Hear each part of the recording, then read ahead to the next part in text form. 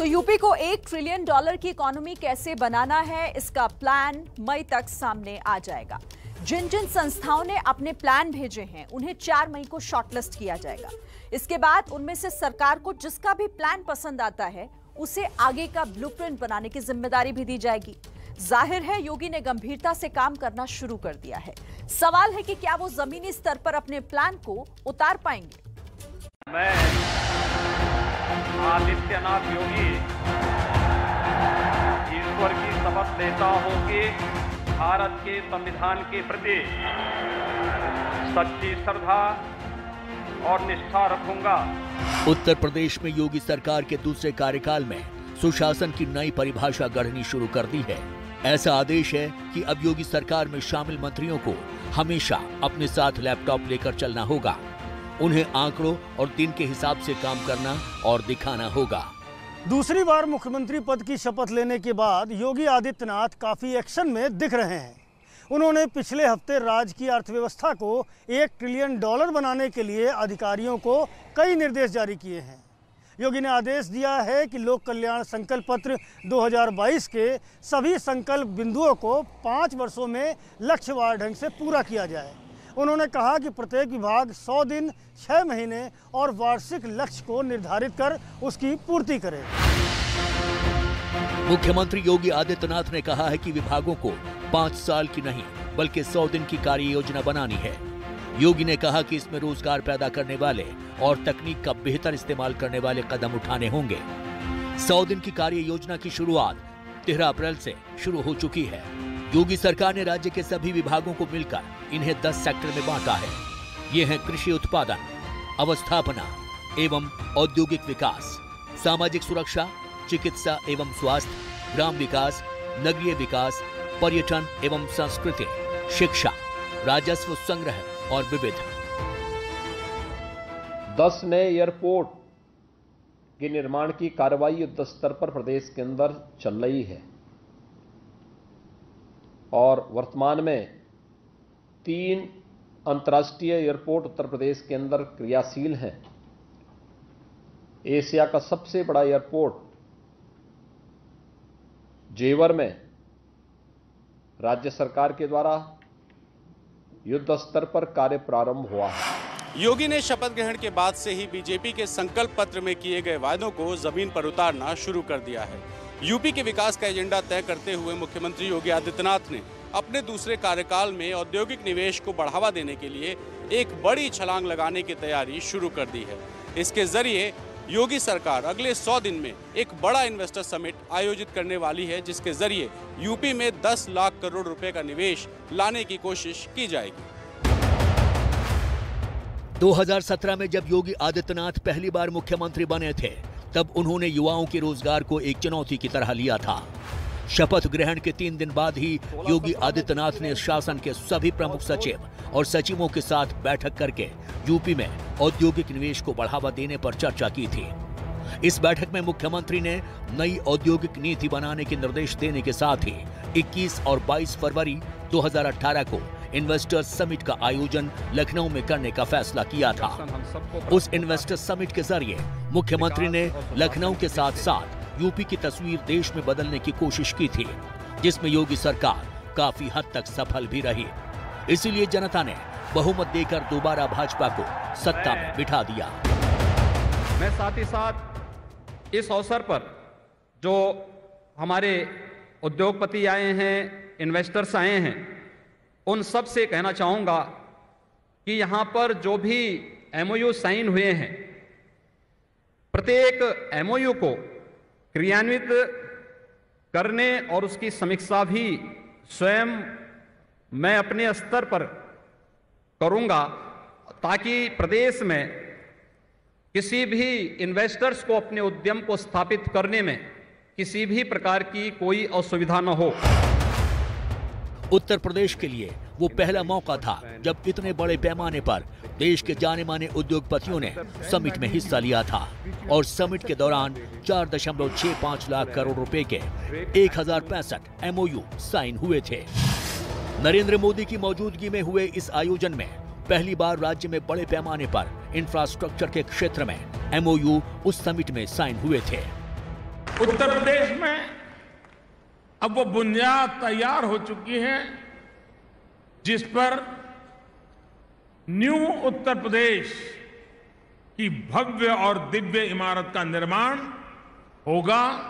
और इसलिए इस पवित्र कार्य में, इस पवित्र यज्ञ में शामिल होने के लिए कंधे से कंधा मिलाकर चलने के लिए मैं आप सभी को एक बार फिर बहुत बहुत बधाई देता हूं। Shri Yogi ji, the state you lead makes up a massive 17% of India's population, and therefore India's growth and transformation story cannot be separated from Uttar Pradesh growth and transformation story. In fact, if UP were to be a country, you would be the leader of the 5th largest country in the world. उस summit के दौरान UP में औद्योगिक निवेश को बढ़ावा देने के लिए नई नीति के साथ योगी सरकार ने पूरा रोड मैप तैयार किया था। अब फिर उसी तर्ज पर योगी ने 100 दिन का एजेंडा तय करके अपने मंत्रियों और अफसरों को काम पर लगा दिया है। यूपी में एक्सप्रेसवे और एयरपोर्ट के विशाल नेटवर्क की वजह से इंफ्रास्ट्रक्चर बेहद मजबूत हो रहा है। इसका लाभ निवेशकों को आकर्षित करने और पूंजी निवेश लाने में मिलेगा। योगी आदित्यनाथ अपने पहले कार्यकाल में इसको लेकर काफी कुछ ऐलान कर चुके हैं और इस कार्यकाल में भी उनका इस पर खास फोकस है।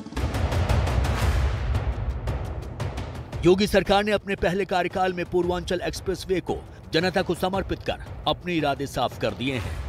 यूपी में एक्सप्रेसवे और औद्योगिक गलियारों के निर्माण से राज्य की अर्थव्यवस्था को तो बल मिलेगा ही, साथ ही लाखों की संख्या में रोजगार के अवसर पैदा होंगे। इन गलियारों में फूड प्रोसेसिंग, MSME इकाइयां, वेयर हाउसेज और लॉजिस्टिक पार्क बनाने की योजना पर काम हो रहा है। बेहतर कनेक्टिविटी से उद्योगों से सामान प्रदेश से एक्सपोर्ट हो सकेगा।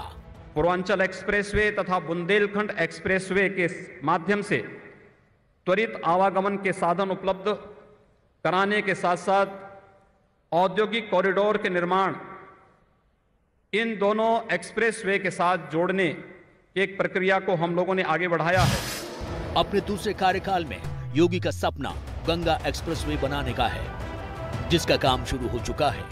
ये एक्सप्रेसवे यूपी के 12 जिलों के 519 गांवों से होकर गुजरेगा। योगी के Purvanchal expressway, Ganga expressway, Purvanchal link expressway और बुंदेलखंड एक्सप्रेसवे राज्य के आर्थिक और औद्योगिक विकास को पंख लगाने का काम करेंगे और यूपी के इंफ्रास्ट्रक्चर की मजबूत रीढ़ बनेंगे। प्रधानमंत्री नरेंद्र मोदी खुद ही कह चुके हैं कि उत्तर प्रदेश अब एक्सप्रेस प्रदेश के रूप में पहचाना जाने लगा है। उत्तर प्रदेश में योगी जी और उनकी पूरी टीम ने सरकार बनने के बाद यहां भी इंफ्रास्ट्रक्चर निर्माण में अभूतपूर्व तेजी आई है। पहले उत्तर प्रदेश के इंफ्रास्ट्रक्चर की स्थिति क्या थी, ये आप सभी भली भांति जानते हैं। आज उत्तर प्रदेश की पहचान एक्सप्रेस प्रदेश के रूप में सशक्त हो रही है। भारत में बिना कृषि पर ध्यान दिए हुए अर्थव्यवस्था की कल्पना करना भी मुश्किल है। योगी भी इस बात को पूरी तरह से समझते हैं। उनका कहना है कि $1 ट्रिलियन इकोनॉमी बनाने के लक्ष्य को हासिल करने के लिए कृषि महत्वपूर्ण भूमिका निभा सकती है। खास बात यह है कि कृषि उत्तर प्रदेश की ताकत भी है। योगी सरकार फूड प्रोसेसिंग सेक्टर पर फोकस करना चाहती है। वो परंपरागत खेती को तकनीक से जोड़ते हुए उत्पादकता बढ़ाने की सोच रही है, लेकिन इसके लिए किसानों की कृषि संबंधी गतिविधियों को विज्ञान से जोड़ना होगा।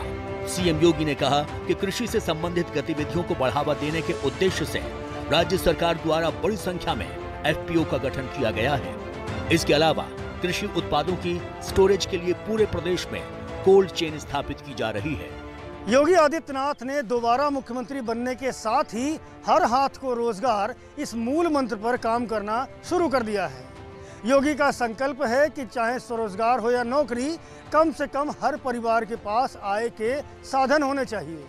सरकार के रणनीतिकारों का मानना है कि हर किसी को सरकारी या प्राइवेट नौकरी दे पाना संभव नहीं है, इसलिए स्वरोजगार की तरफ भी युवाओं का आकर्षण पैदा होना चाहिए। स्वरोजगार की सोच के साथ योगी सरकार ने विश्वकर्मा श्रम सम्मान योजना की शुरुआत की है। इस योजना के तहत गरीब तबके से जुड़े कामगार शामिल होंगे। सरकार उनके हुनर को नई प्रौद्योगिकी के साथ जोड़कर और मशीनें देकर बैंक से लोन भी कराने में मदद करेगी, जिससे कि ये अपना और अपने परिवार का जीवन यापन अच्छे से कर सके।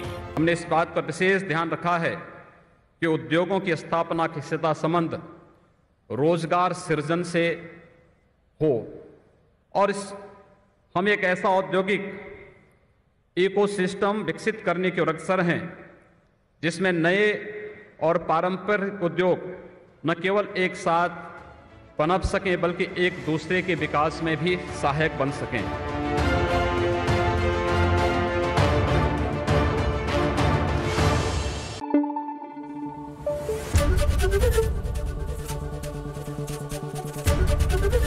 एबीपी न्यूज आपको रखे आगे।